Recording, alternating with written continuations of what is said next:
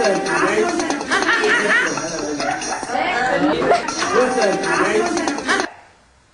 dag skal vi lære, hvordan man sætter sig på en helt almindelig stol. Hej.